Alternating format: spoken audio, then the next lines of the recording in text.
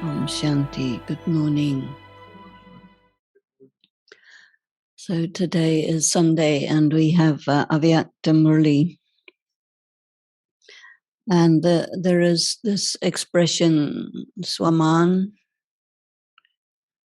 which is always translated as self-respect, but I don't translate it like that. But I think it means self-honor, which is different. And so you can receive honor when you honor others.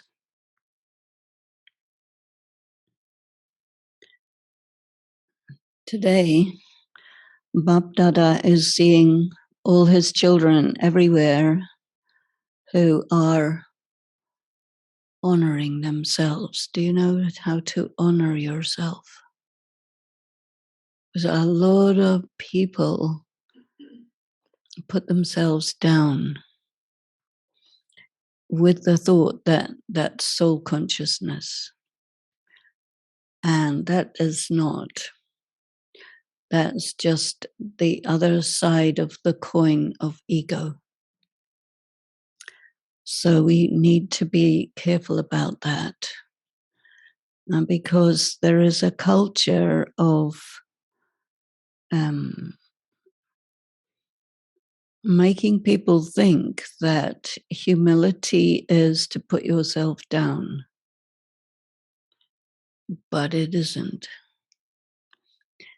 And so we have to get this right, I think. Otherwise, if we practice soul consciousness incorrectly, we will just remain iron-aged, which is not very interesting, right?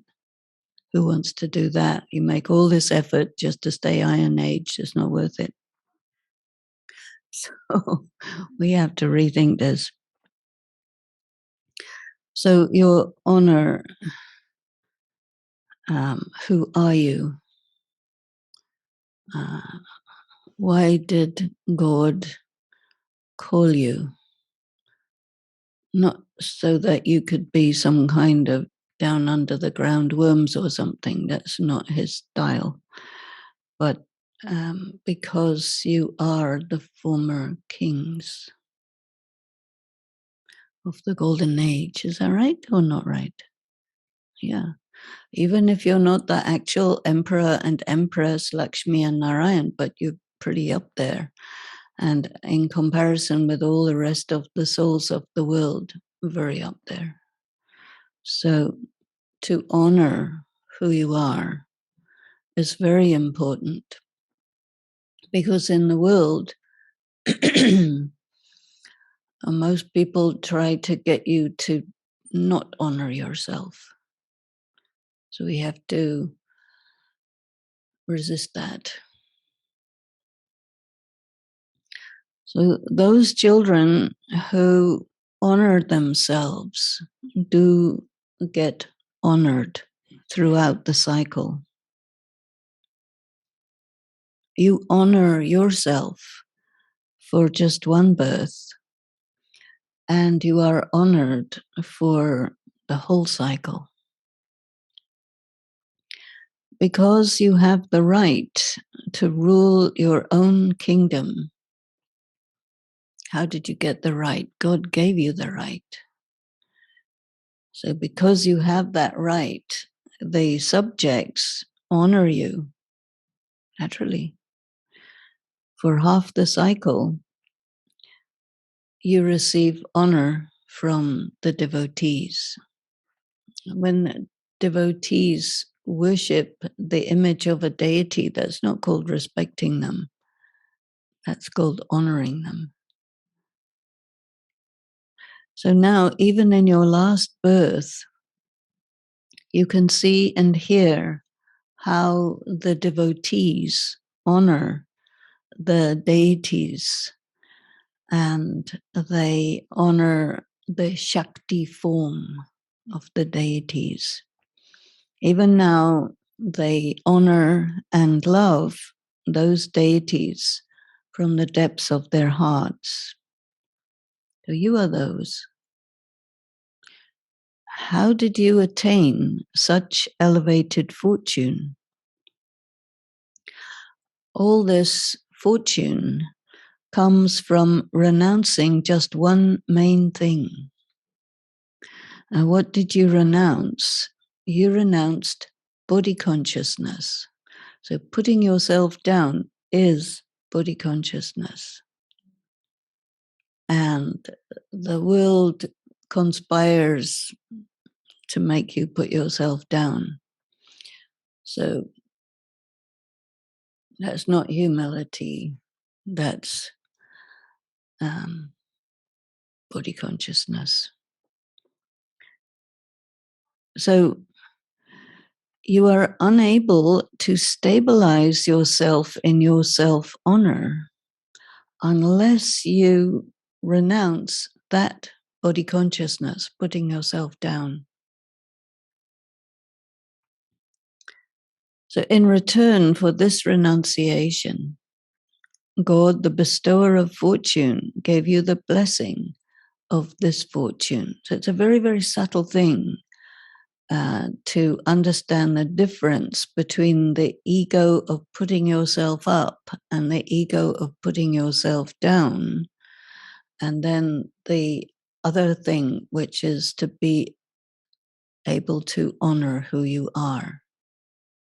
Very different, but it's very subtle. So you have to think about that and observe the self very carefully to see what is it to actually honor who you are, which is not being arrogant and not putting the self down. So secondly, the Father himself has given honor to you children. You had been like servants, putting yourself at his feet. And this translation is a bit weird, so I had actually retranslated it because I had to do this for a different country a few days ago. But it's not really maids and servants at his feet, it's something else. When people are devotees, they prostrate themselves in front of the image of the deity. So he's talking about that. So from those who prostrated themselves, he made you into the crowns on his head. Nothing to do with maids and servants. He had given you such great honor. The Father has respect. The Father honors those children who honor themselves.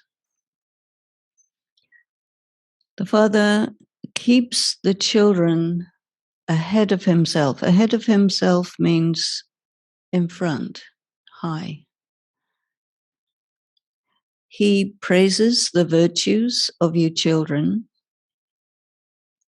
and to give love to you from the depths of his heart, he comes into the corporeal world from the supreme abode every day. He doesn't just send you love from there, but he comes personally to give it. Sometimes people have asked us, what is the difference between what God does in the copper and iron ages with the devotees and what he does with the BKs in the confluence age? So with the devotees, he will send vibrations and help and things, but here it comes personally. You receive love and remembrance every day, don't you? No one can give this much elevated honor to anyone. The Father has given you this honor, and this is why you have those who have a right to be honored eternally. Do you understand who you are? But without ego. So the sign of ego is violence and imposing who you are on other people, putting them down. But if you are in your self-honor, You just know who you are. You don't have to prove it. Do you experience this kind of greatness? Self-honor and honoring others are connected with each other. Yeah, if you're in your power, you don't try and get power. If you honor yourself, you don't want other people to respect you. And your self-honor means that you will behave in that way towards others because that's who you are. So those who have self-honor would maintain honor. They would respect the honor that they have received, and they would remain in their own self-honor.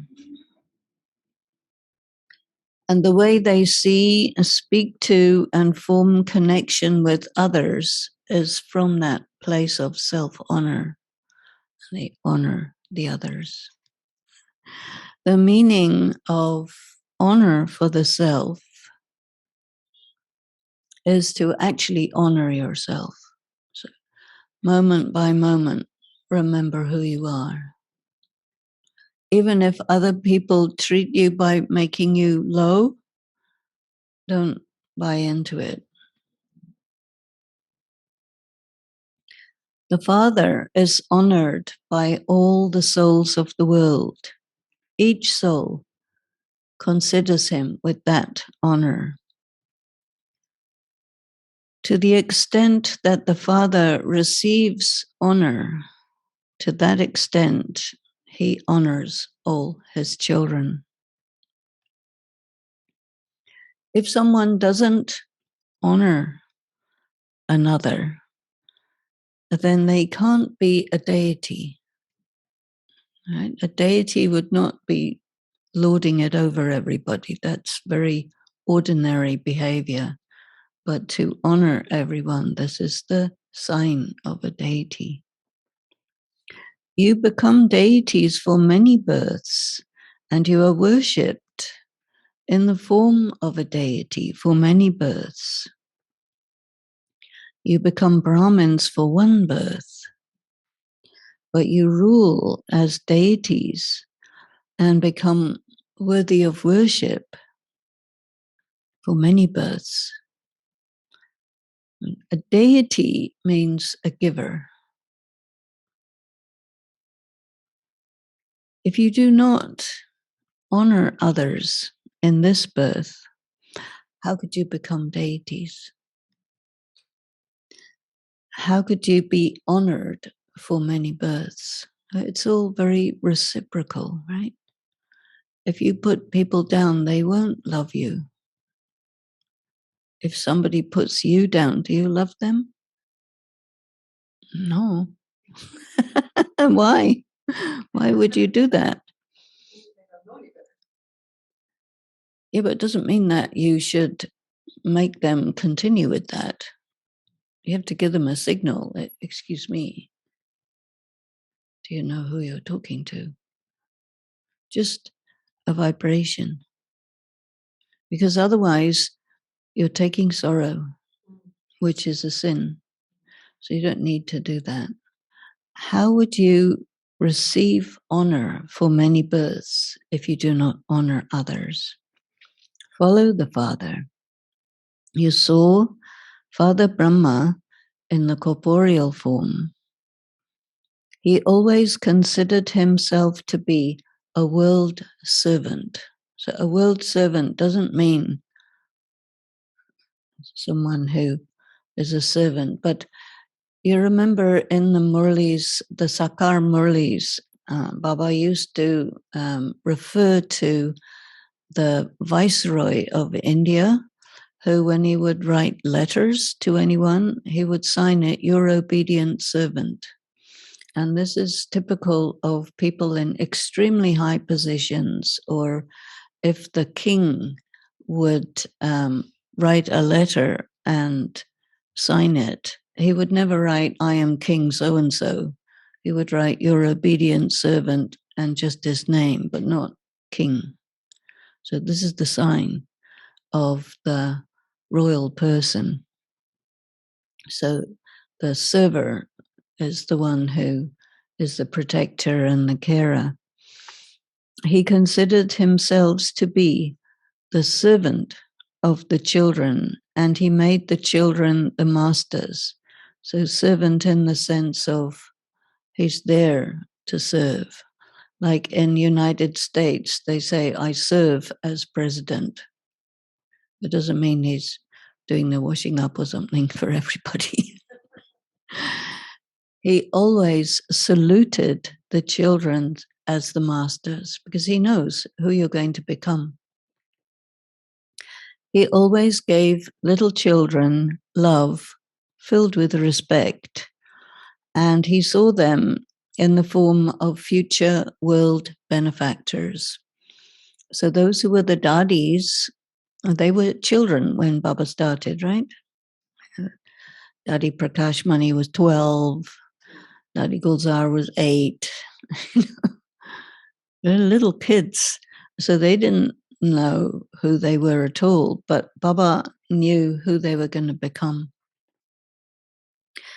He saw the Kumars and Kumaris as the youth, those who had the capacity to challenge the very powerful, famous souls of the world, those who made the impossible possible, those who made the heads of the great souls bowed down. Great souls means Mahatmas. That means to say he's talking about the young ones who are giving the knowledge to the religious leaders and the religious leaders accepting it. This is what he means by Mahatmas. He saw these young people respecting such pure souls. He always honored them, considering them to be great souls who would perform even greater wonders than he himself. Similarly, he considered the elderly to be experienced people, and he honored them as his equals. He always considered those in bondage, honoring them, that they are number one in remembrance. And this is why he became the soul to receive number one imperishable honor. And he became Narayan, number one, emperor of the world. That's not a small thing. He was number one in being honored in the kingdom as the world emperor and in the worship-worthy form as well, how people honor Krishna, they honor Narayan. So he is the first to be worshipped after the Father in the form of Lakshmi and Narayan, that is Vishnu. So he became number one in receiving honor as the ruler, and also in terms of he was honored by the devotees who worshipped him. And this was because he honored everyone. He did not think that he would only give honor to others if they honor him. It's not conditional like that. Those who honor others also consider those who defame them to be their friends. This is a well-known aphorism. Those who defame you are your friends. They do not consider only those who honor them to be their own people, but even those who insult them, they consider them to be their own. So those who insult them, it doesn't mean that they insult them. It means that they challenge them when they make mistakes. Because if you give regard to people only on condition that they give you regard, nobody will ever challenge your mistakes, which means you get away with it, which means they're not really your friends because you're doing negative karma and you will pay. So if somebody calls you out for a mistake, that's actually useful for you. So those who honor everyone consider the whole world to be their own, their family. You Brahmins are the trunk for all the souls, the trunk of the Kalpa tree, because all the branches are the souls of the different religions, and they have all emerged from this main trunk, which means all of them are your own. He's talking about prejudice, religious prejudice. So if you think that anyone who is not a BK is not okay, or anyone who is not a Hindu is not okay, that you don't like people on the basis of their religion, that you can't become the honored ruler if you do that. So he says, they're all your own people. They're not other. You know this word pariah? It's an Indian word, but it's also used in English. It means not. So any kind of racism or discrimination on the basis of gender, color, religion, all of that makes you unable to be an honored ruler. So make sure that you don't have any of that. Those who have such self-honor constantly consider themselves to be the master creators. So Shiv Baba is the creator, Brahma Baba the creator of the human world. So you are also children of the creator. Master creator means the child of. And so you do likewise. So you are constantly the ones who honor everyone. Do you always consider yourselves to be the original jewels who belong to Adi Dev Brahma? So Adi Ratan, the original jewels, who are playing your parts from the beginning. So the first souls who became BKs from the beginning, these are called Adi Ratan. So Bap Dada used to always call me Adi Ratan because I was the first foreigner. So do you have that much honor for yourself? So did all of you hear what the honor for the children is? And what is how do you honor children? How do you honor the elder people? How do you honor the youth? Adi Pita, the original father Brahma, considered you with this much honor. So when you are honored by such a one, how does that make you feel? That reminds you who you are, right? It makes you come into who you are. So stay in that self-honor. Don't let yourself go down, because he says that's body consciousness. That's coming under the influence of the people around you who look at you as low. And don't buy into that. It's not necessary. It's not who you are.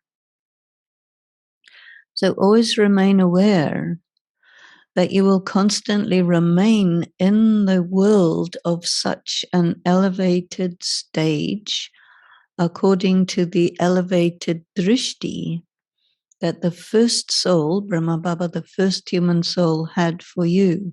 So promise yourself this. You will not look at yourself as low. Can you do that? Sure? Without being arrogant? You continue to make promises, don't you? You make promises in words, promises in your minds, and also in writing, but then you lose it, right? You go back to that sense of self which is low, and you apologize for your existence.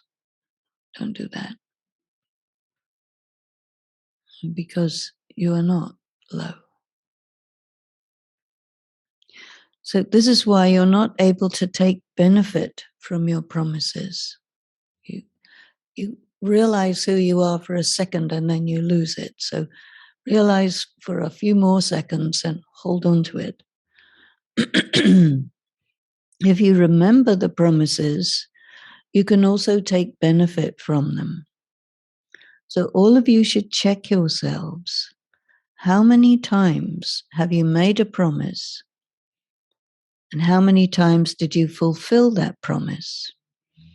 Do you know how to fulfill this promise to yourself that you will not put yourself down? Or do you only know how to say, I will not put myself down, but then you put yourself down? Because otherwise, what happens when a person receives a lot of put downs for their whole life? They react against it and become arrogant. So that doesn't work. This is something different. Come into your honor without needing anybody to honor you, but you always honor yourself. Or do you keep fluctuating? Sometimes you make a promise and sometimes you fulfill that promise. What do the teachers think? Are you teachers?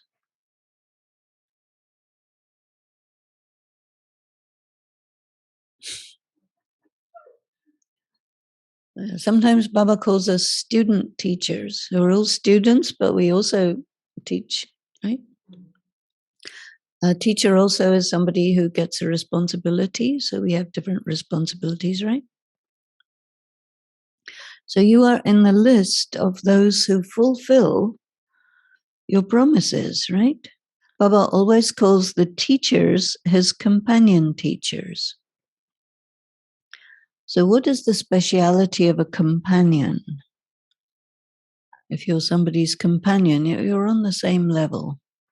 There are many marriages where someone's dominant and someone's a slave. Mostly they're like that, but that's not a successful marriage. When you're on an equal level, that's much better. So a companion is equal. Does the father ever change from his promise? He always keeps you like up. So teachers are also those who keep the balance between the promise and the benefit. So Vida and Fida. What is the benefit of promising to honor yourself? You inspire other people to see you as you truly are. But if you don't see yourself, then how can they see you? If you make many promises, but you don't get much benefit, it means you're not keeping the balance. Those who keep a balance of the two receive blessings from the Father.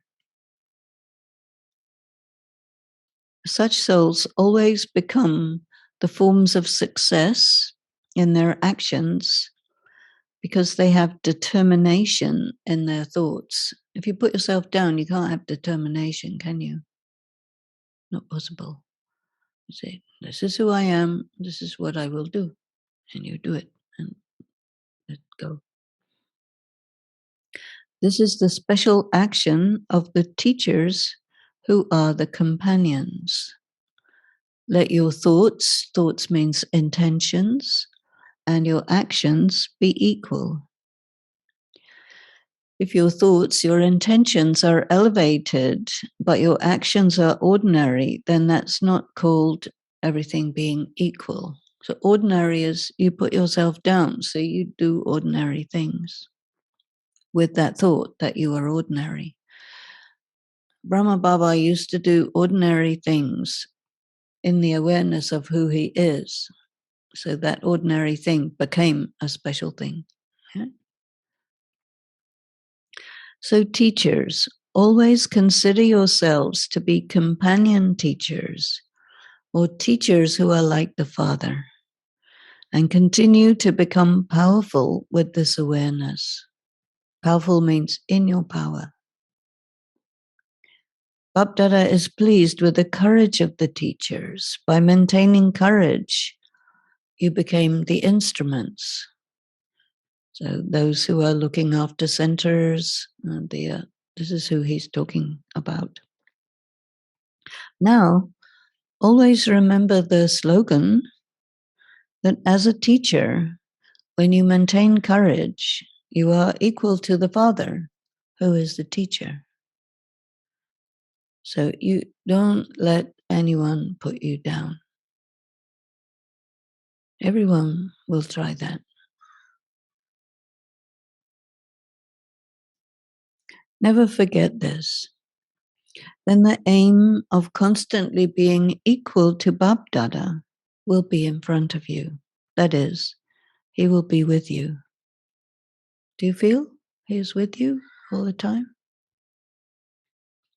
And all those people who look at you as nothing, they're just blind. But don't go along with it. Bapdada is seeing all the children everywhere who honor themselves and who receive honor personally. From his eyes, he's looking at you with that honor, and he is giving you love and remembrance with this vision of honor. To the children who are constantly equal companions in terms of ruling the kingdom and as a worship-worthy being. This is your stage. So to such ones, love, remembrance, and namaste. Why do people not put you up? And because they're afraid you go out of control. That's why. But it doesn't mean that you go out of control, because they only see either you put somebody down and then they become under your influence, or if you put someone up, they might go against you. So they're afraid. But God is not afraid of that. But he makes it clear the difference between the two sides of ego, that you put yourself up or you put yourself down. Shanti. So now Baba is talking to the group that has come from Bihar. Now you know Bihar is in towards the eastern part of India, and it's a state which is relatively poor, and it's also where the Buddhism came from. Yeah. And it's also got a lot of industry, mining and all this, right? Bihar. I've been there.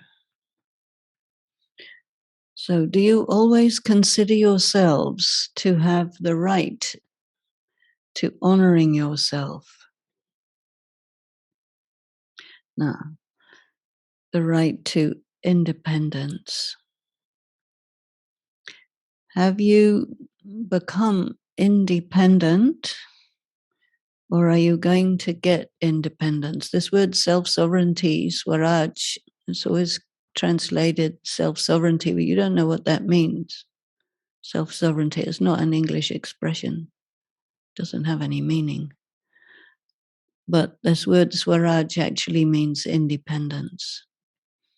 So are you independent of the stuff that people project onto you? So independence means that you are able to perform the actions with your sense organs when you want, how you want, if you want, and not if you don't want. Because you are free.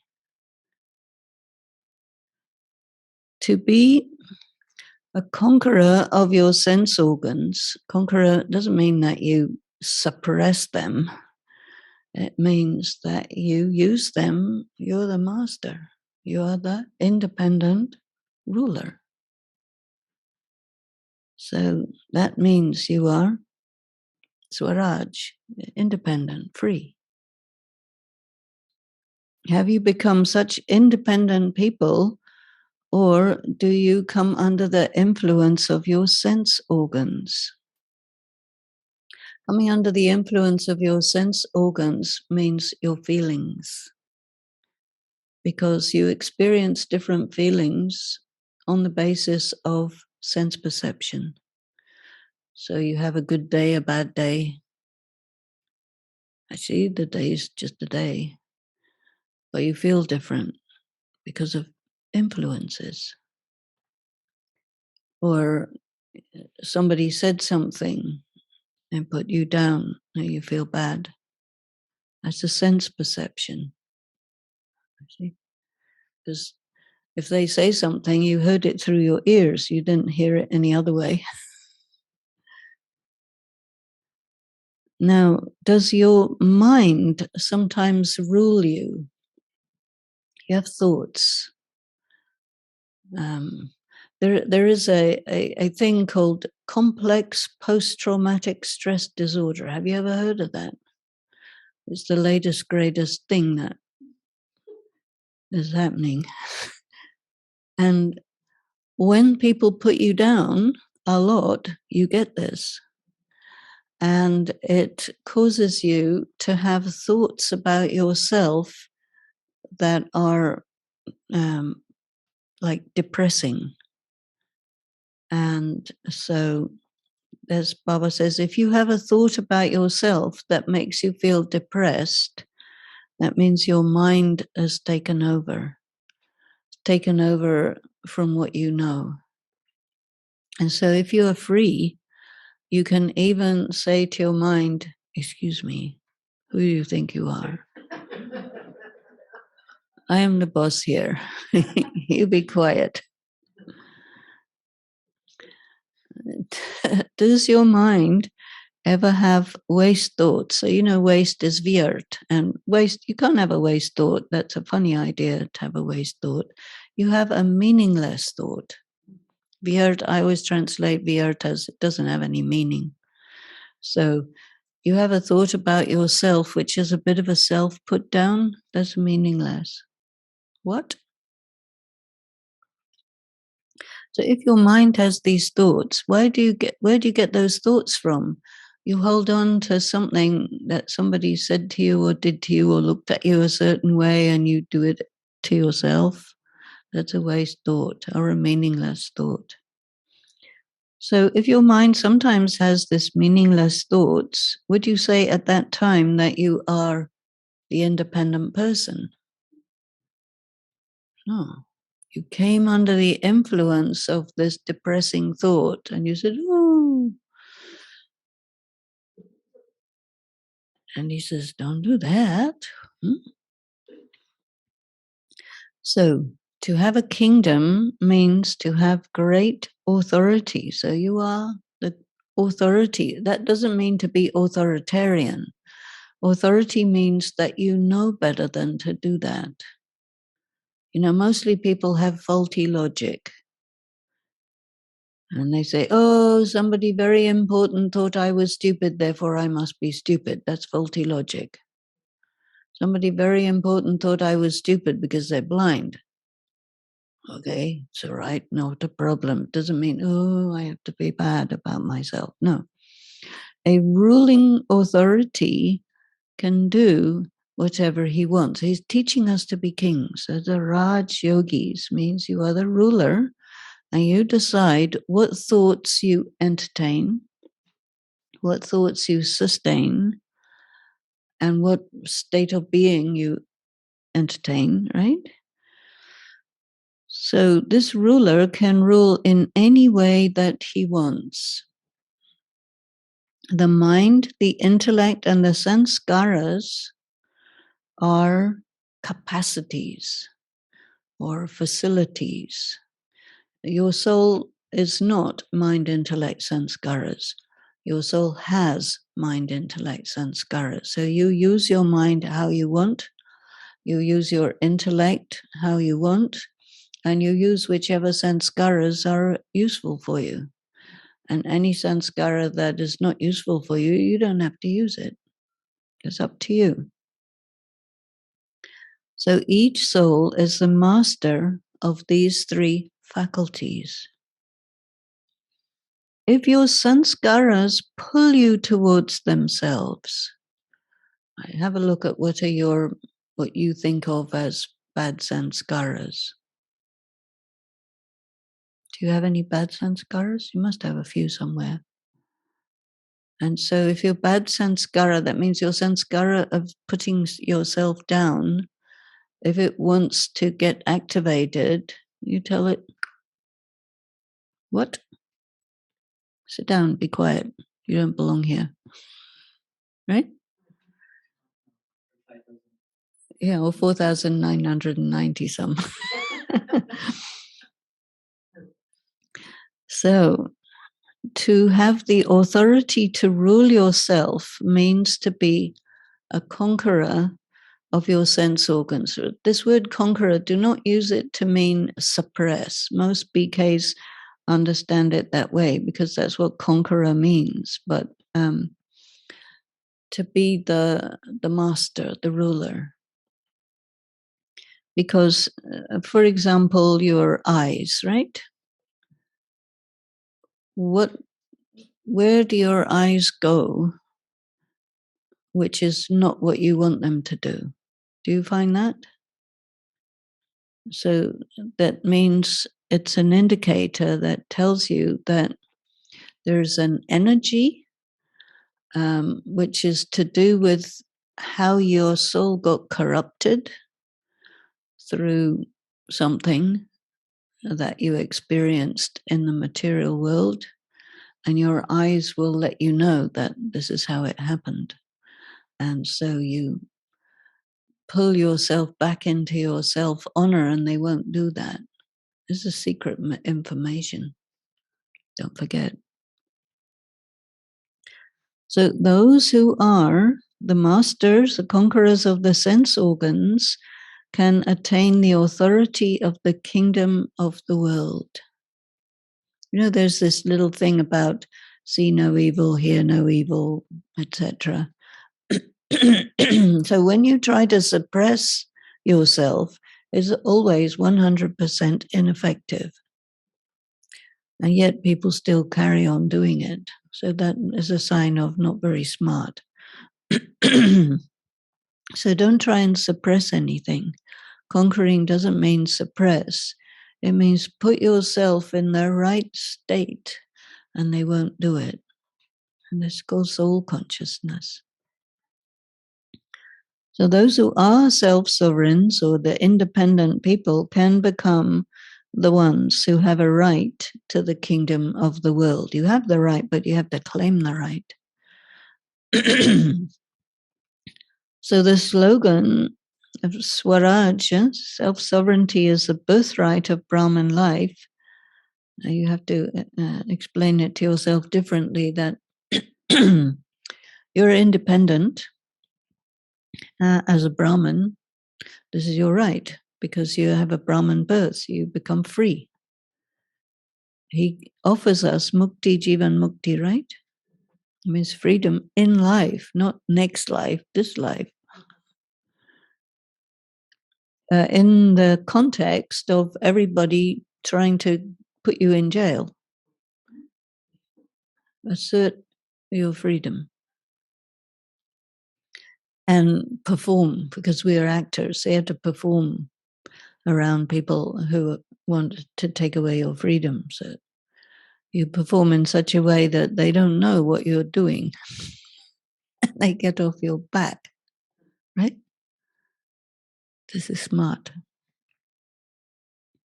So the stage of the Swaraj person, the person with independence, is always a master almighty authority. That means you are in your power. You understand the game that's going on. You don't buy into it. And you perform in such a way that they don't even know that you know what's going on and that you're not buying into it. Right? Can you do that? So such a one lacks no power. You are in your power. So a Swaraj person, an independent person, would always observe dharma. So you have to think a lot about what is dharma. It's definitely not religion, because religion is all about putting you down. So I don't believe in that. But dharma is about being what you are. That's the actual meaning of the word dharma, to be what you are. So if you're a chair, you have to be what you are and people will sit on you. But you're not a chair. You're a soul. And so the dharma of a soul is you are the master of your faculties. That's the meaning of the word dharma. And so when you translate dharma as religion, what is the religion of a soul? Soul didn't have a religion. So the dharma of the soul is I am pure, peaceful, powerful, loveful, blissful, etc. And have a nice day. That's your dharma. So if you have a dharma, excuse me, you would be the embodiment of dharna. So what is dharna? That you have understood and become the expression of what Baba says, right? So you are the embodiment of dharna in terms of your kingdom. So your dharna is you are the king of your kingdom, which is your mind, intellect, sanskaras, and your sense organs. So whatever you experience through your sense organs has to be interpreted and worked with according to who you are, not according to whoever said something or did something. So this is always powerful. Now, a very interesting piece of information. Why is there now fluctuation in the government? So he's talking particularly about the government of India. And India used to be an empire, a kingdom. And then when it became independent, it became a secular republic. And so he says, this is why there's a problem. But you couldn't have kings. It's not possible. Because they were just all against each other, all the kings. So why is there fluctuation in the government? Because the authority of religion has become separate from the authority of government. There's a very interesting point, because the United States, there is a law that you have to make sure that church and state are separate. And he says that's the problem. But in United States, it says it has to be separate, but it's not that separate, because you can't actually separate it. But when you put it into law that you separate it, you get a problem. So this is very interesting. So listen to this carefully. Baba says, because there is only one authority, the authority of government, but not the authority of religion, they became lame. And this is why there is fluctuation. Now, on the other side of the division of India was Pakistan, which became a Islamic theocracy. So they have the authority of religion only. So when you have religion doing everything, or when you have the secular doing everything, you're equally one-legged.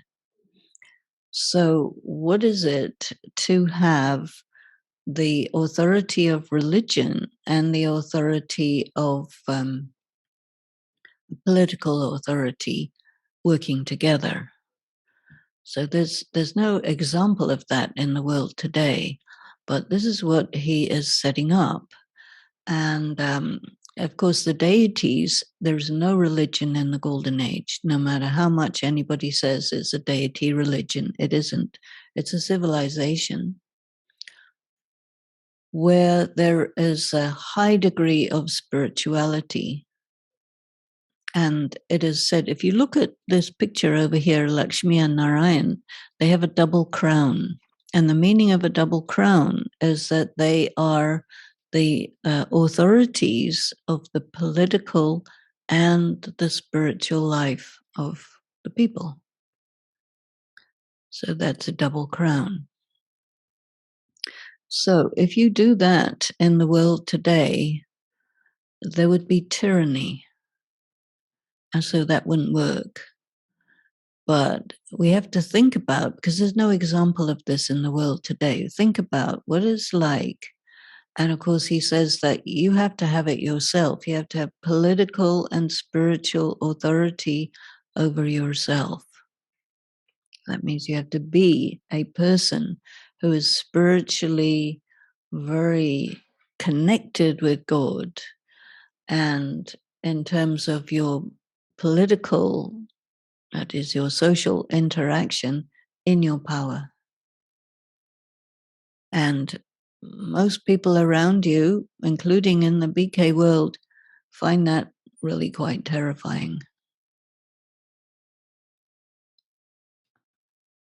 Because you never know what will happen if everybody's in their power, right? But it has to be, everyone is in their power and working together in harmony. That's way ahead of where we are at the moment, but that's where we have to go, don't you think? I think so. I think he's giving us very interesting information about this. So he says, similarly, in yourselves too, if you do not have the authority of your religion, that is your dharma, if you're not in your power as a soul, and your kingdom in your power in your relationships, then there will be obstacles and they will make you fluctuate and you will have to battle. But if you have both authorities, you will always be the carefree emperors. No obstacle can then come because nobody can make you feel less than, you see, because you don't allow it. So have you become such carefree emperors?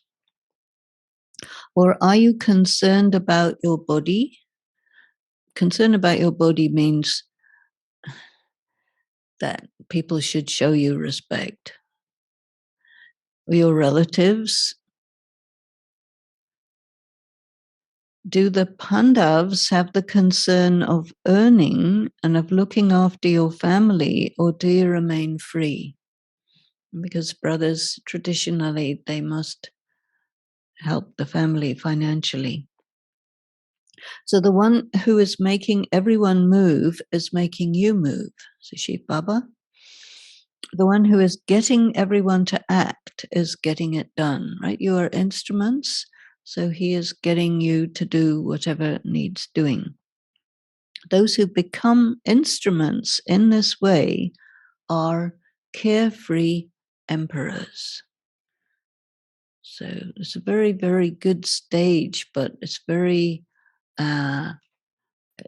precise, so that you're not in your arrogance and you're not putting yourself down. There's flip-flop of the two sides, inferiority, superiority of ego. So if you have the consciousness that I am doing something, you cannot remain carefree. It's very interesting. how do you know that Baba is doing something through you or did something through you? And it's usually, some quite special thing that happened.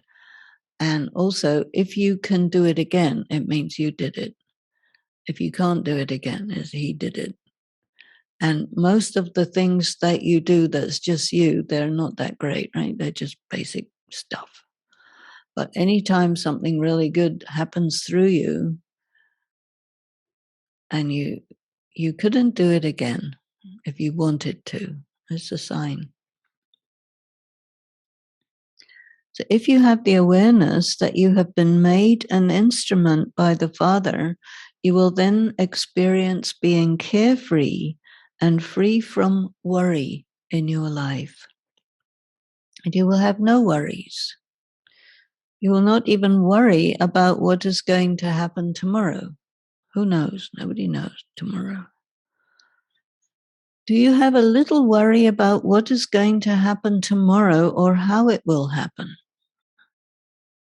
Do you say, I don't know when destruction will happen or what will happen to my children, what will happen to my grandchildren? You know what will happen. Everyone will die. A pleasant or unpleasant way, but that's what destruction means, right? So do you have these worries? There are many people who think, oh, we are exempt from destruction. I don't think so. Sooner or later, we will die, right? Or not? A carefree emperor always has the faith that whatever is happening is good. Is that okay? Everything is good? And whatever is going to happen will be better. Because the one who is making you do everything is the best of all. This is called being victorious by your intellect having faith. So your intellect doesn't have any feelings, and your mind doesn't have any understanding. So if you want to feel something in your mind, if you want to understand something in your intellect, if you understand something with your mind, it'll be a misunderstanding. Yes, definitely. Because you take it a certain way, because you feel it a certain way. So something may look really bad, but you understand that this is predestined. It's fixed in drama. And everything is according to, Baba's way. So that makes it good. So that means you're okay with it. That's called intellect having faith. So have you become like this, or are you still thinking about it?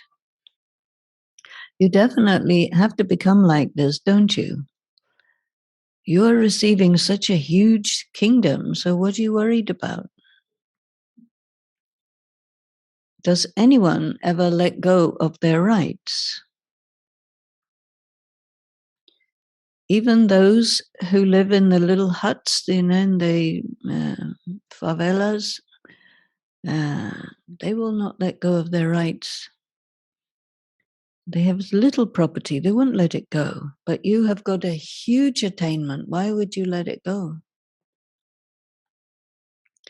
So with the awareness of it being your right, always maintain the right and continue to fly. But don't think this is my center, these are my students, this is my this and that. That's not. That's something else. You're trustees, right? So remember this blessing. Swaraj, self-sovereignty, independence is my birthright.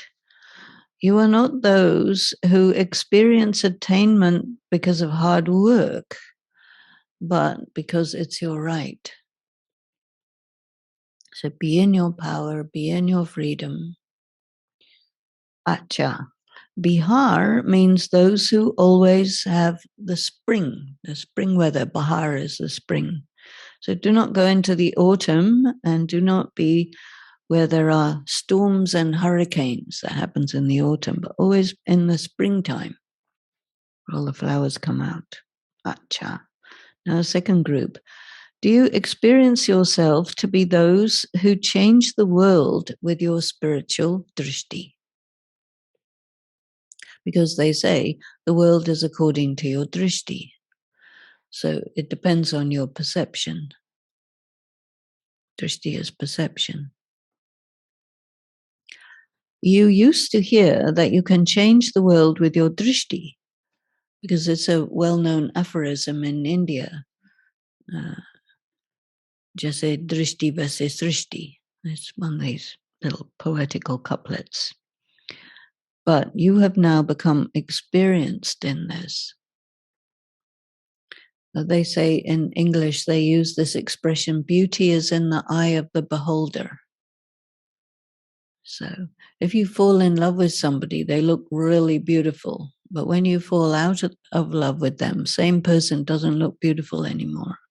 So it depends on your condition, what it looks like. Love is blind. Very blind. The world has changed through your spiritual drishti, hasn't it? Now that the Father is your world, the world has changed, hasn't it? There is a difference between your world previously and your world now. Same world, but you look at it differently.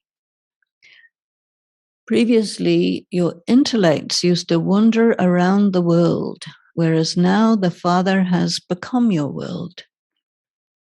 So the wandering of the intellect, that means distraction, right?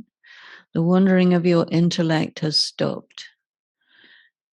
Your intellect has become stable because previously you used to wander. You would be distracted by many things, your relatives, your possessions. All of that has now changed. Now, do you remember bodies or do you remember the bodiless one? If your intellects go towards a body, you think that that's not right, yeah? So then you change yourselves. Instead of thinking of yourselves as bodies, practice being bodiless beings. You're invisible. Right? Or not? Are you invisible? Has anybody ever seen you? No, they just see your performance or your costume, but they can't see you. So if they're making comments about your costume, say, oh, you don't like my dress? Oh, okay.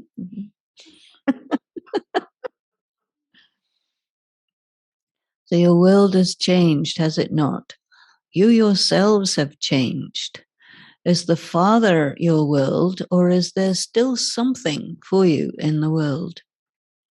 Your intellects do not go towards perishable wealth or perishable relationships. Perishable, why would they go? Because you think, oh, I have to have money, I have to have people, I have to have this, and I have to have that. But anytime they can disappear, right? So then what? Now, nothing of mine, like that perishable stuff, remains. Now, you don't have a thought or a dream like, I have a lot of money. Do you? You don't have a lot of money anyway. But if you did, any time it can disappear, you know.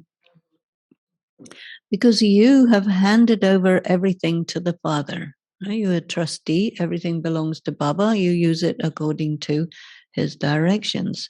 So you have made what is mine into yours. Or do you think that what belongs to me is mine and what belongs to Baba is also mine? Do you think like that? The perishable body is perishable, right? Your old mind, do you need that mind in the golden age, which wanders off here and there and gives you bad time? They're not mine. You have given them to the Father. So the first thought you had for transformation means returning to what you were in the first place, is everything is yours. And by saying yours, you benefit. There's a very famous expression for one of the Sikh gurus, can't remember which one, but he was counting and he got up to 13, and the word for 13 is Tera, yours. And he went off into a trance-like state and dedicated himself to God, and I am yours. So that's a story in the Sikh scriptures. It is not the father who benefits in this. If you say to Baba, everything is yours, anyway, the whole universe belongs to him. So, what's the difference? You benefit. Because by saying it is mine, you get trapped.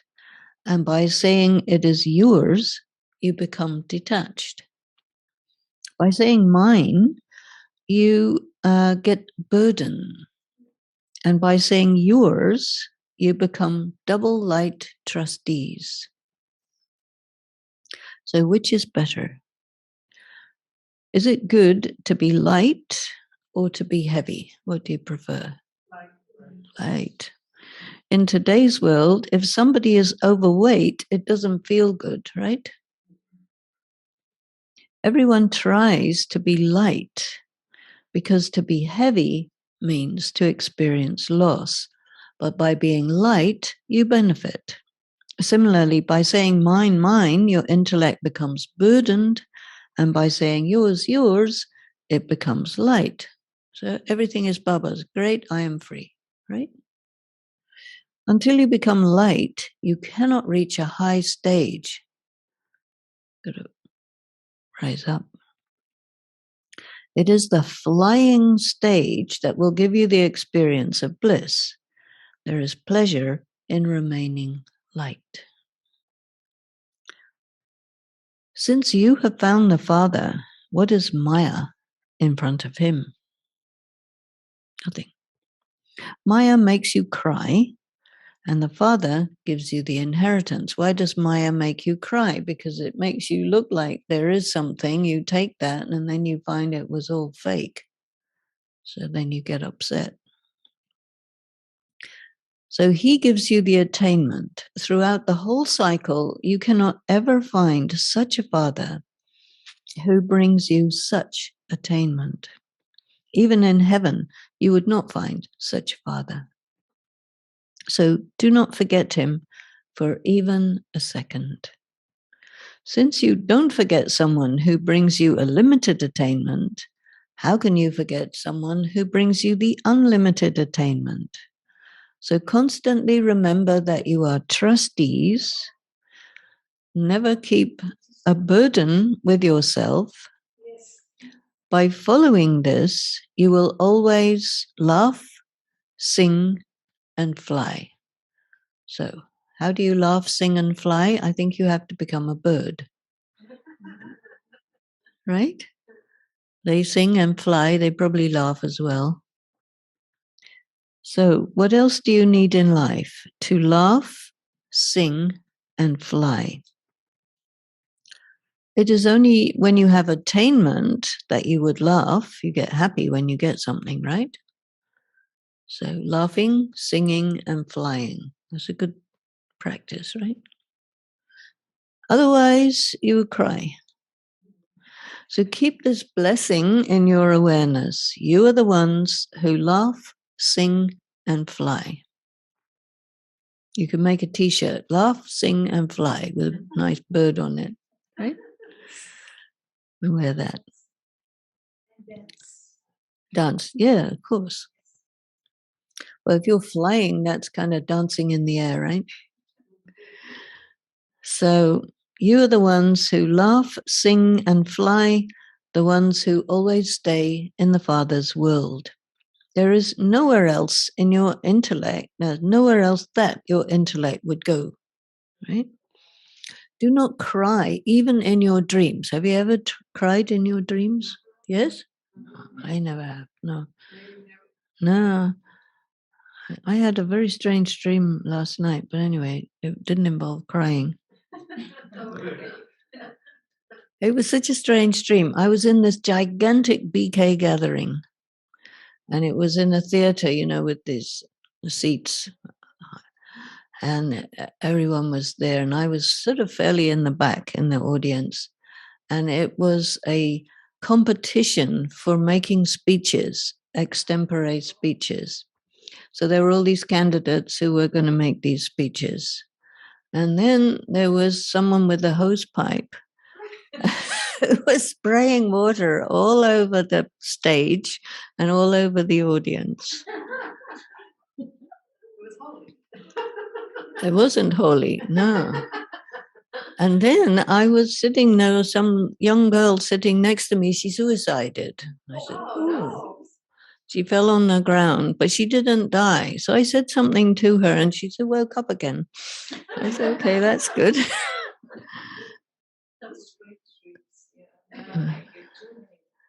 And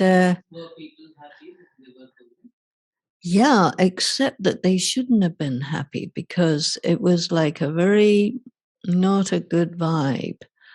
And everybody was unconscious and they were happy where they shouldn't have been happy. So it was a very strange thing, like as if there was a very dark force that was operating and they were not aware. So what a dream. Anyway, I didn't cry. Nobody else cried. No, even the suicide was, oh, okay, I don't have to die. Very good. So do not cry even in your dreams. Do not cry even if Maya makes you cry. There is crying even in the mind, not just physical crying. Yeah. So Maya makes you cry and the father makes you laugh. So to be constantly in Bahar, the spring, means to always remain happy and fragrant like flowers. Bengal, so Bengal and Bihar are next to each other. Bengal is those who are always remain sweet. There are very good sweets in Bengal. Have you been to Bengal? Rasgulla. Oh, that's pretty nice. Rasgulla is a kind of milky thing with lots of sugar. If you want to get light, you can't have that. So they jalebi with milk from Bengal. I like jalebi with yogurt, but jalebi with milk's a bit much.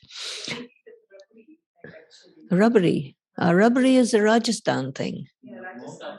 Yeah, rubbery is another milky thing. It's very nice, but anyway, let's move on from tolis. So they have very good tolis in Bengal. They have a lot of variety. So where there is sweetness, there is purity. You cannot have sweetness without purity. So are you those who remain constantly sweet and fragrant? Acha. Teachers too, seeing the fragrant ones, always remain in the springtime. Acha. So the blessing is, may you always have the fortune of being close to the Father by staying away from the influence of bad company. Bad company means listening to all the stupid things people tell you to put you down. That's called bad company. And thereby pass with honors. If you like to stay close to the Father, stay away from the influence of bad company. Many types of exam papers will come in the form of attraction. Do not be attracted by attractive things. There are many influences of many types of company, and there is the company of waste thoughts, depressing thoughts. Thoughts of attraction of Maya, the company of relatives, the company of words, the company of impure food, and the company of actions. So those who protect themselves from the influence of all these types of company pass with honors. It's all around you, everywhere, inside, outside, upside, downside, inside your body, inside your mind, inside your family, inside your church, inside everywhere, and outside everywhere. So become angels. This is the slogan, become angels, and the Father himself will become your canopy of protection in adverse situations. Shanti.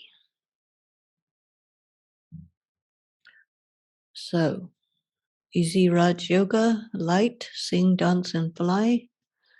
And don't let anybody put you down, and be in your power without any arrogance and without any putting yourself down. Just depressed state. Loads of people suffering from depression, right? So depression is a direct result of faulty logic. So Baba teaches us logic, because stay within the boundaries. You also have to know which boundaries to create. Srimat is 4 things. Be soul conscious, right? Remember Baba, yes? Spin the cycle, and be pure. That's enough, right? If you have, in Judaism, there are 600 laws, religious laws. Oh, that's too many to remember, And there are BKs who like to create many, many millions of different kinds of shrimat. So I think keep it simple. And do what you like doing, because it's healthy. Do you like being soul conscious? Do you like remembering Baba? Do you like spinning the cycle? And do you like being pure? So it's not difficult to follow those 4 shrimats because you like them. Don't do this, don't do that, don't do the other. Your mind doesn't have any sense. So if you tell your mind, don't do such and such, it will always do it. It's always like that. It can't. There's nothing like no in the mind. You say a word, it associates. Don't do this, it will do it. Do this, it will do it. It doesn't hear the no, absolutely. And so anything that starts with the word don't, forget it. It's not going to work. Of course, we don't like don'ts.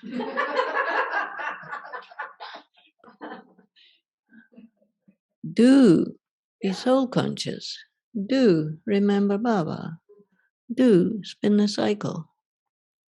Do dance, fly, sing, and what else was it? Be light. Be a trustee. Laugh, yes. Are you laughing? Eat only good thoughts. Lots of Bengali toli. Not too much. I see a question. What is the duty of a ruler in this golden age as a spiritual authority? That's a good question, right? Oh, let me go with this one first. So the ruler has to give out the perfume of the feeling of security and the feeling of love. So all of our spiritual qualities like the love, purity, peace, power, love, bliss in the soul, the ruler has to have that to a huge extent so that it's always exuding. That's spiritual authority. And then the political authority is you organize the picnics and stuff, because they do a lot of picnics in the golden age. She did. There was this rock Now it's gone because somebody bought it and put some building on it, but it was a really nice rock near Tunaki Lake, flat, more or less flat, as far as rocks can be flat. And so when Bab Dada used to come very late in the morning, and he would, once he came all night from 7 o'clock in the evening till 11 o'clock next morning. Yeah.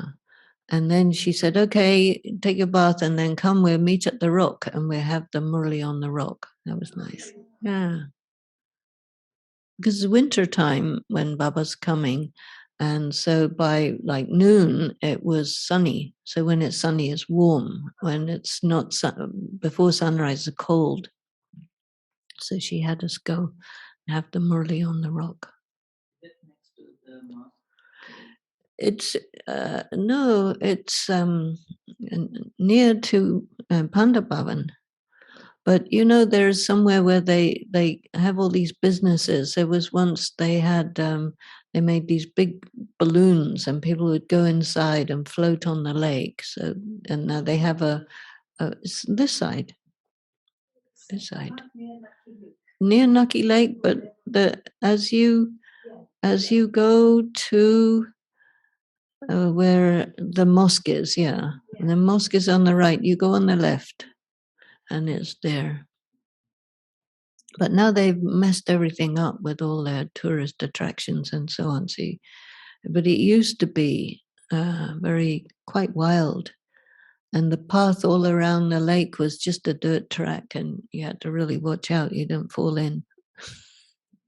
The difference between respect and honor. Well, this is in Hindi. There's this word man, you see, and I'm dealing with English. Every language has different nuances because words never translate from one language into another.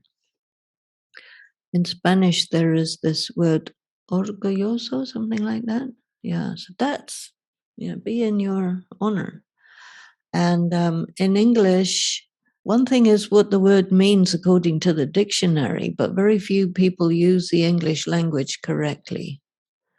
And so they add and subtract different values to the words.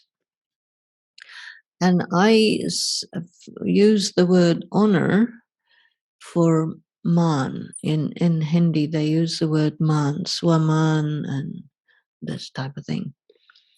And people desire man. And that means they want to be shown all these signs of honoring some person, which means you have to put yourself down in order to put someone up. That's a very body conscious type of respect and honor. And it creates a relationship of tyranny, which is not really what Baba's talking about. He's talking more about you have to be in your power, you have to be in your honor, because you don't know who anybody is, because your position in BK doesn't necessarily correspond to your position in the Golden Age. And to consider yourself to be the honorable person and honor somebody, it's like, I like better this word honor, even though you can use the same word, but for me, it seems better. It's nothing to do with being equal, because nobody's equal. In the United States, there's this preoccupation with equality. In France also. But nobody can be equal because everyone is different level from everyone else. You have different intelligence, you have different karma, everything is different. But this idea of being in your own honor, that and honoring another person for who they are without dishonoring yourself, you see. So it doesn't matter whether they're equal or not. That's not really the issue. What's important is you honor them because they are a being, and because they are Baba's child, because, it's like a kind of politeness. So if you are a person in a very high position and you harm somebody, that doesn't look very good for you. No. But you get in the world today, people in high positions, they put everyone else down because they feel their position is not secure. So that means they're not very high. So you need to be in your power and in your honor and in your spiritual fragrance. And you don't have to put anyone down. It doesn't make any sense. If you put somebody down, it means you're not who you present yourself to be. You are, you're in arrogance. People that put someone down because they don't feel good themselves, and they think by putting someone down, it makes them feel better. It's a weird. You see, a person who is in body consciousness of I am so and so, I am the boss, etc., etc., their relationship with the other people is adversarial because they cannot afford to respect people. And if they would respect people, those people would challenge them wherever they do something wrong. And they don't want that.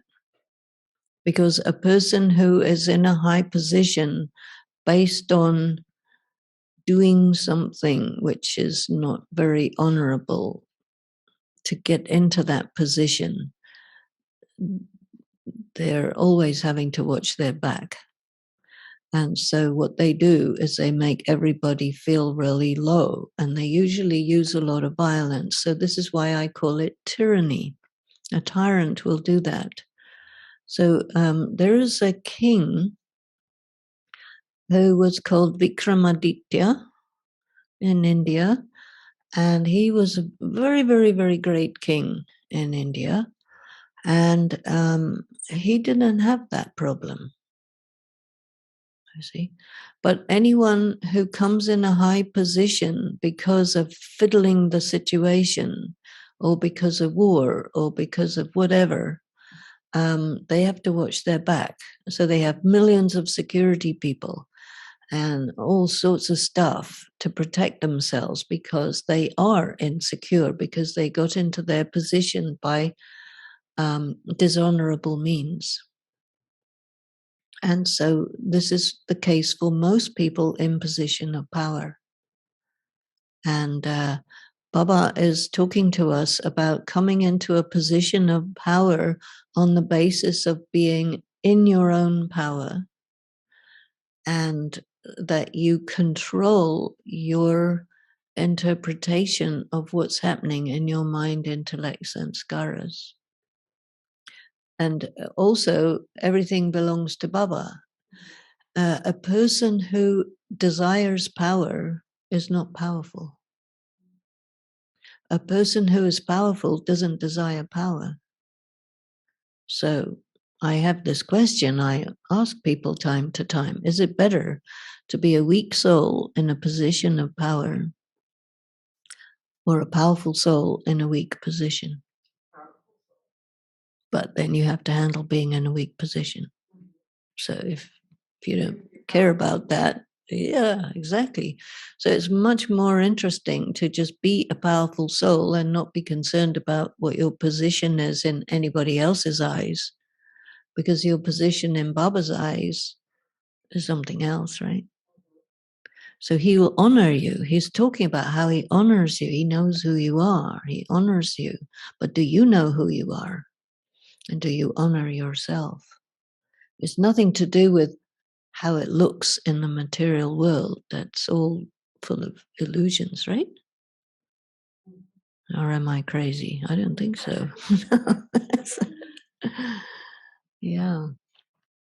I just joined, but in Hindi Muri, Baba mentioned Saman.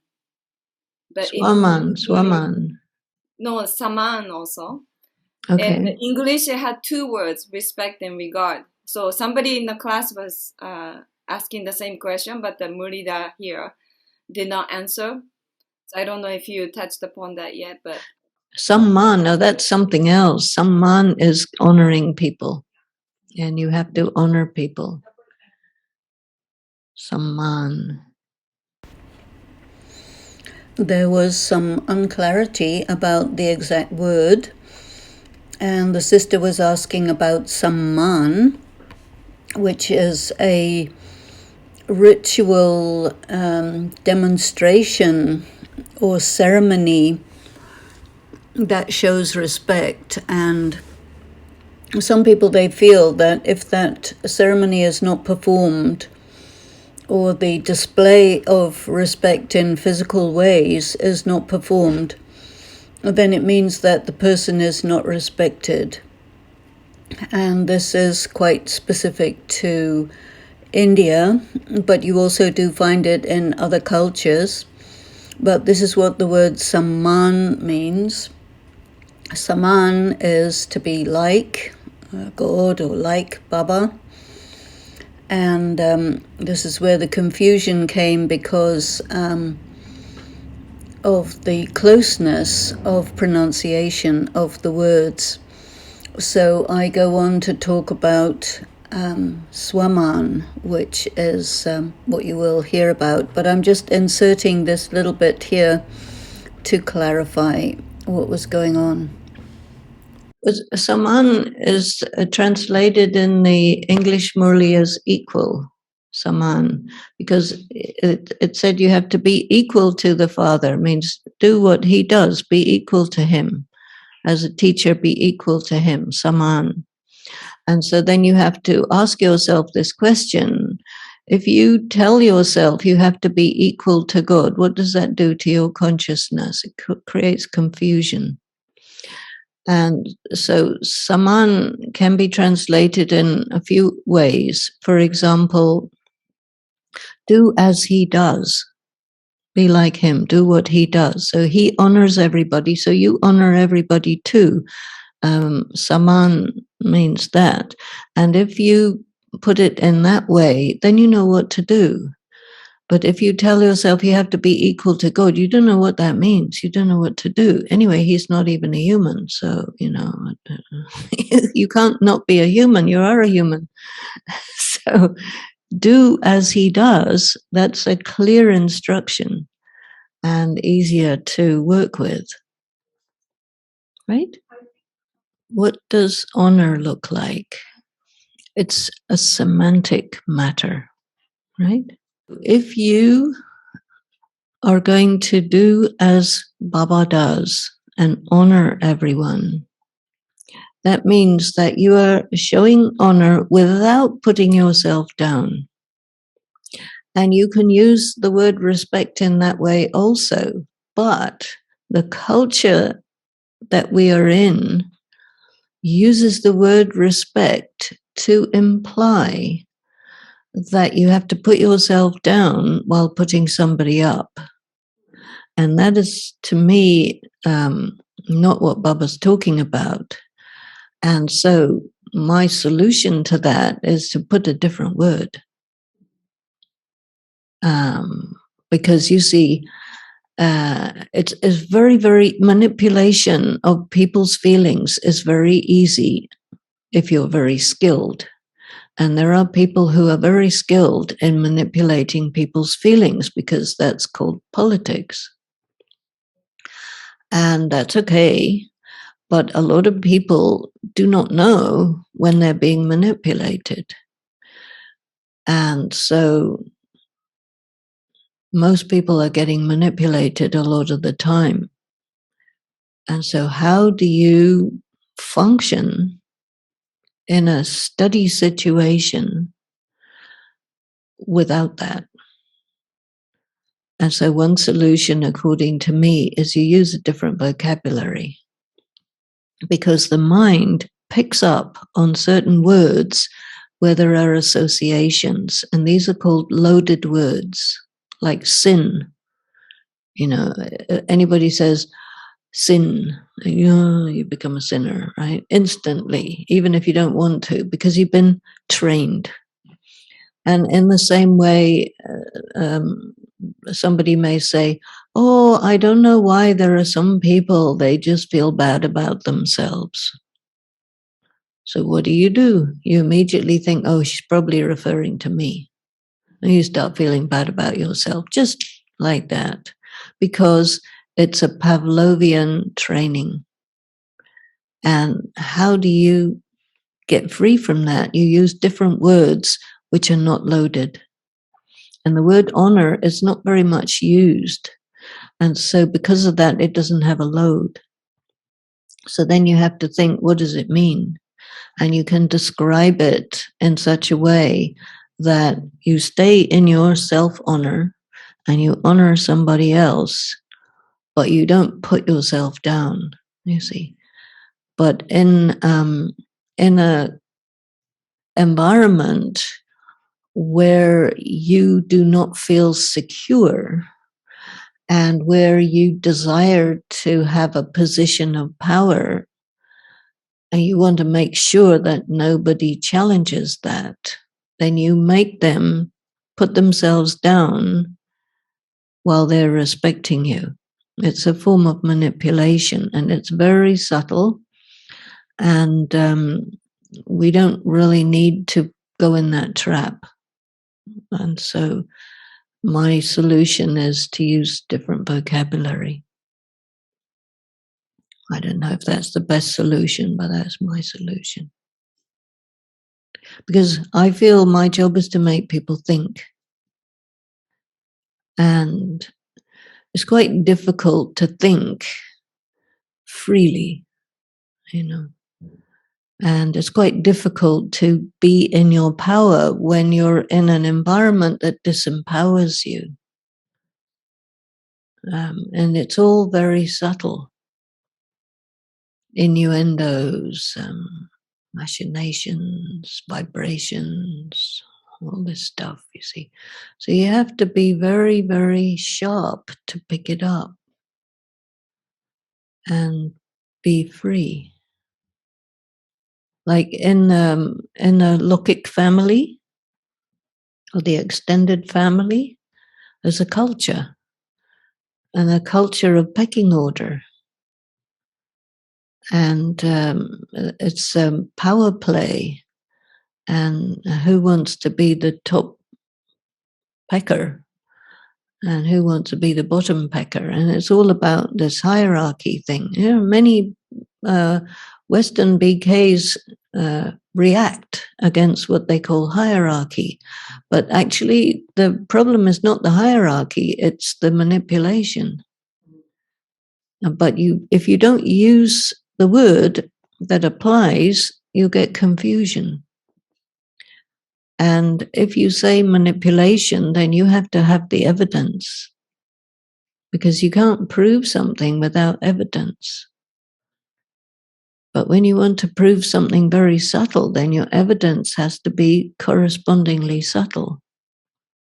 And what we have in the world today is all this, what they call as conspiracy theories.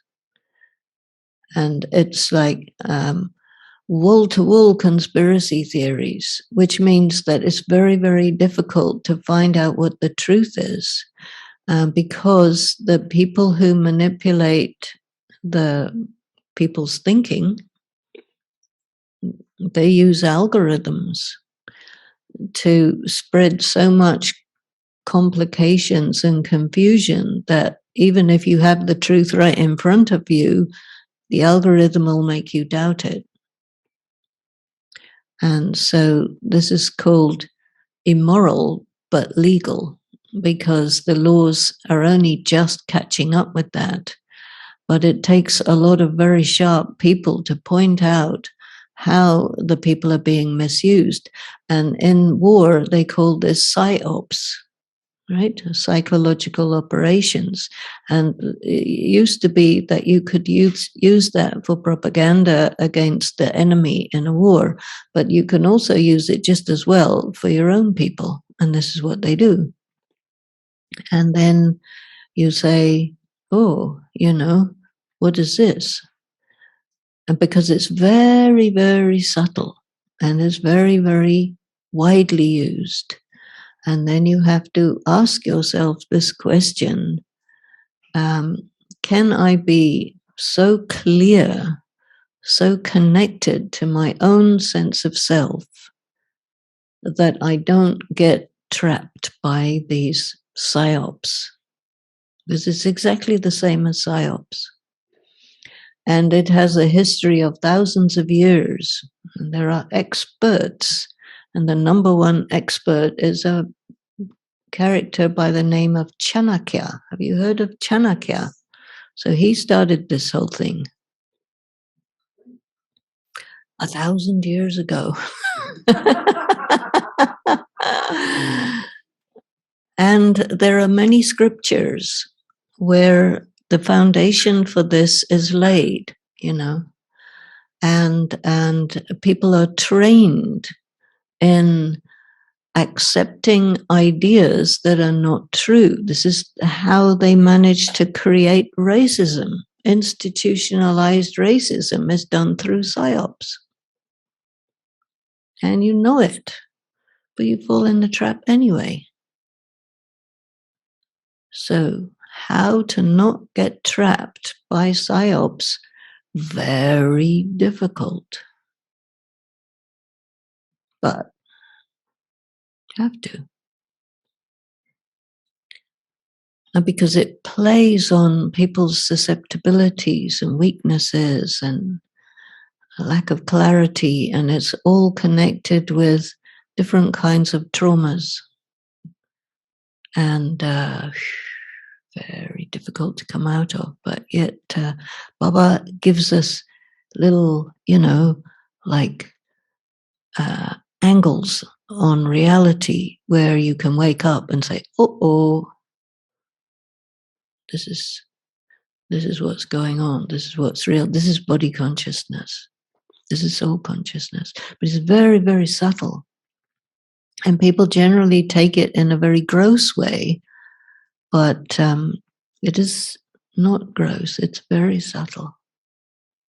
And if you're really pure and really clean, you can detect if something's not clean.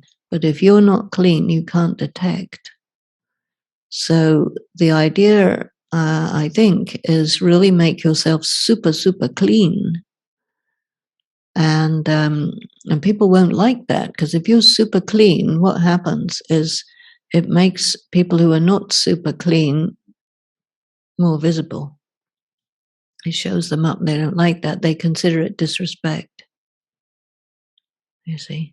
So it's very difficult, because if you want to be super clean, it makes everybody else look dirty. They don't like that.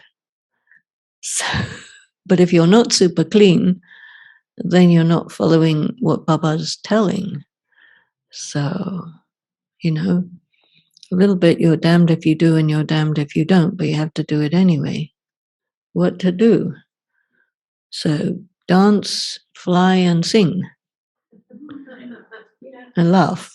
Yeah, that's really a very good solution. Yeah. So we get that t-shirt, that's the way. Where Baba says, a real diamond, no matter where it is, it always shines. Yeah. And you don't have to prove the truth. Right. And if you are a powerful ex-deity, you are who you are. You don't have to prove anything. You don't have to seek for a position of power. You just shine. Yeah. And you don't have to worry about it. Yeah. So the question is around when you are shining, and especially this, your past thinking pattern should not stop yourself from shining. Right. So, I mean, you already answered it, that you have to be subtle enough to sense which part of your PTSD of the past 63 births is stopping you from shining the truth from within you, or is it the ego which is trying to step up and then playing the game of, oh, you're an ex-deity and I'm going to stomp over you? Where the soul is corrupted, which every soul is corrupted, right? how you handle that is with ego. And because it's a way to protect your wounds or your shame or whatever it is. And then you get told various things. And so then you flip-flop between the superiority and the inferiority, because ego is both. But being in your self-honor is not superior, it's not inferior, it's what you actually are. And that's the diamond. You see, if you're not a diamond and you make yourself look like a diamond, you're still not a diamond. You're fake. And so people who decide that they will handle their problem by looking good, they want money, prestige, position, protection, power, all of these things. It's make you look really good. But behind it, the person's fake. And then you get other people who handle their wound by putting themselves down so that they are not drawing attention to themselves. So they will hide. And so you get, like in psychology, they use this expression, fight or flight or freeze. And so the person who uses a lot of stuff for ego, they're fighting, don't come and bother me because I will bop you one, And then the flight is, don't find me, I'll hide, I'll go in disguise and leave me alone. They do that. And then the freeze, they get paralyzed. And so either of those three is not your real self. But so all of that then is ego. And so when you come to Baba, you don't know what your problem is. Are you just looking for God? And so you find God and he says, this is good, but you have a few problems. So let's sort them out as well and learn this stuff and become a king. And, you have a lot of work to do. And this is why he gives us time to do all that. And he calls it Maya and all that. So this is a competition to become the Lakshmi and Narayan, number 2 or further, because number 1 is already fixed, Brahma, Baba, Saraswati. And then we have the 8 jewels, and we have a pretty good idea who they are, but the rest of us is more or less, let's see what it is. And it's a very competitive environment because people do get tempted by power, position, property, money, and protection. And so these 5 P's take position in your mind instead of the other 5, purity, peace, power, love, bliss, which is the soul conscious. So if you're really in your power, you don't need power. If you really feel that God is my protector, you don't look for protection.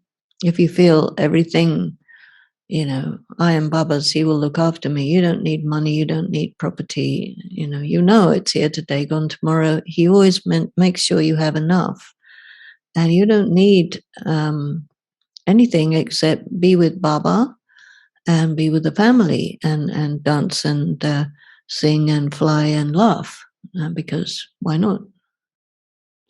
A very interesting thing Daddy Janki told me one day. She told me a few really good mantras. And one of them was, you haven't done anything.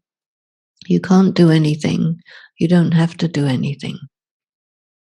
Because many people, they think you have to do, because there's a whole culture in BK. You've got to have, how many students have you got?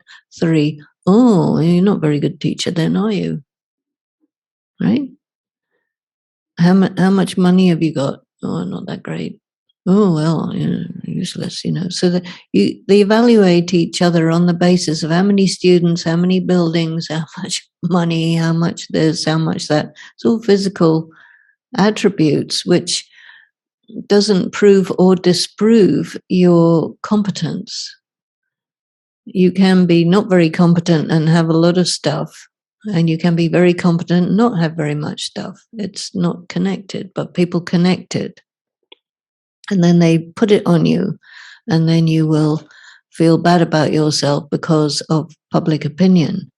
So a very important thing in BK that's often said, but nobody much pays attention to it, is never trust public opinion.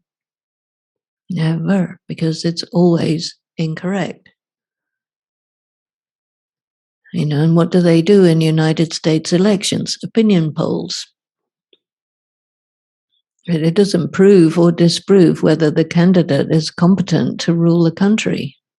It's totally misleading. And this is why Baba rightfully said, you don't have the authority of spirituality and the authority of political competence, you will have trouble. And what do you have? Trouble.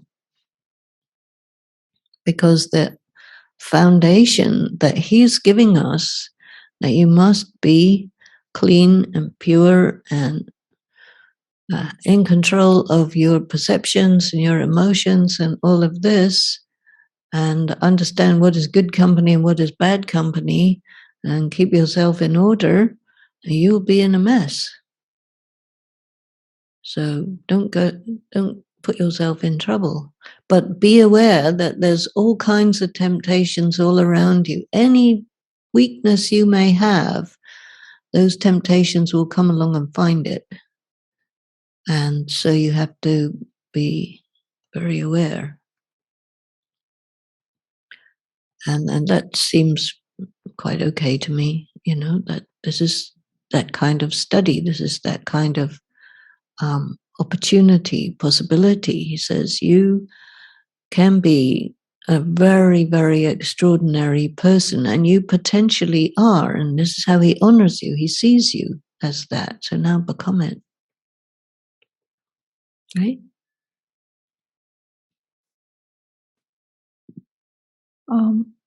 Yeah, you mentioned about public opinion in that context. Baba says that if you create a powerful atmosphere that will attract souls and so on, so that eventually translates into thinking that way. But how does that connect with public opinion? Service will increase and so on. It will, your spiritual power will show up in material aspect. So I think that is how people, you know, okay, because they are conditioned anyway, and this again gets processed in that way. But then it depends on, you know, because it's true. If you have a very good spiritual atmosphere, it will attract not just anybody, it will attract the people who pick up that atmosphere. And these are the people who will be interested in Baba's knowledge anyway. It's not about quantity, it's about quality. The public opinion is about quantity. If you're genuine, BK, the atmosphere will be right. But it may not be what the public likes, but it will be right, I think, you know. Because if you just have a whole ton of people who are all body conscious in the room and not interested in becoming soul conscious, what's that? I don't see the point. If you had 3 people who really understand the knowledge and really like it and want to be soul conscious, that's more interesting to me. But it's not quantity, but it's very good quality, I see. And what is it? They say, you know, one good Brahmin is equal to X number of ordinary Brahmins. So if you're interested in quantity, then you just have half a dozen really good Brahmins, and then you've got as much quantity as you like in terms of what it represents. But the narrative that goes on among people who talk in that way, I think he would call it bad company. And so you don't need to pay attention on that. So it's very much on the same lines. The question is, which qualities or sanskaras of now, confluence age, determine being Lakshmi and Narayan? I think that since Brahma Baba and Mama became or are about to become or in process of becoming Lakshmi and Narayan, to be very aware of what they do is what Baba mentioned in the Murli, and this whole thing of honoring, being in your honor and honoring others is a very key sanskar. That's what this whole Murli was all about. And so, yeah. Next question is a little interesting. Does it is that what it means when God said, "Do you want my power or do you want me?" Well, this is a mention from the story of the Mahabharata. So let's wait for the ambulance and so on to pass by. There was the scene in the Mahabharata story of Krishna being asleep, and Duryodhana and Arjuna came to be there when he woke up to ask for his help. And Duryodhana sat by his head and Arjuna sat by his feet. And Duryodhana arrived there slightly before Arjuna. But when Krishna woke up, he saw Arjuna first and then Duryodhana. And so there was a discussion about who came first and who he should talk to first. And anyway, in this question, or this situation, they both wanted him to be on their side in the war. And so he said to Duryodhana, okay, what do you want? And he said, I want all your powers, all your weapons, all your troops and everything. And Arjuna said, I want you. And so he gave himself to Arjuna and all of his stuff to Duryodhana. So everybody was satisfied. But who won? If you are with God, you will win. If you have all the trappings, that will not make you the winner. So that's what that's about. Because in any war, you probably remember the Bob Dylan song, God on Your Side. You remember that? No.